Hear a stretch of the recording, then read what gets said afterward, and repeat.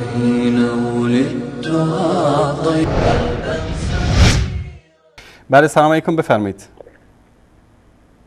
سلام علیکم و رحمت الله و برکاته. علیکم السلام و رحمت الله و برکاته.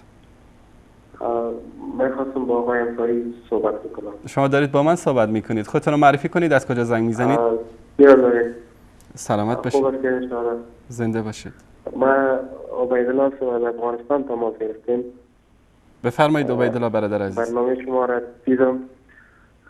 واقعا یک چند سال پیش ما هم در راه خرافات روان بودیم.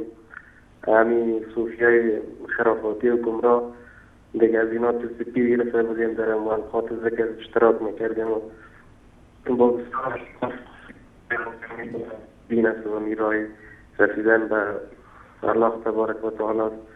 و خوشبختانه با دعوت یکی از دوستایم که سورا را ترک کردیم و موحد شدیم. الحمدلله. و بسیار حال از اینکه فهمیدیم که من مسلمان هستم، موحد هستم و یک نعمت بزرگ پروردگار برای من بسیار خوش هستم و در زندگی واقعا لذت میبرم از عبادت و از بندگی و پروردگار. و ضمن شبکه‌های توحیدی هم بسیار ما را آگاهی داد.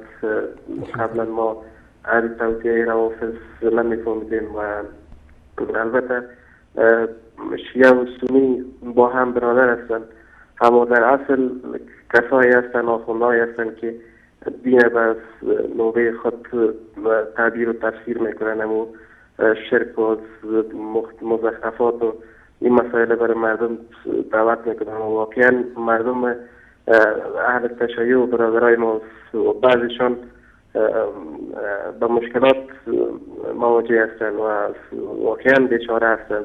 دیگر از شبکه‌های توحیدی واقعا زحمت میکشن. من تشکر میکنم از همه شما. خداوند متعال شما را توفیق بیشتر نصیب بکنه و از این برنامه هایتان لذت میبریم. در خانواده فامیل همه برنامه را میبینن و واقعا شما را دوست داریم. مولانا سید مجیب رحمان از دیگر دوست داره.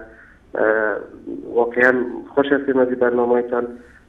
توفیق بیشتر براتون میخوایم جناب استاد بزرگ. سلامت باشید برادر عزیز. عبیدالله جان، الله متعال شما را حفظ بکنه و سعادت دنیا و آخرت نصیب شما کنه. سلامت باشید. تشکر. سلام علیکم و علیکم السلام و رحمت الله و برکاته. تشکر برادر عزیز.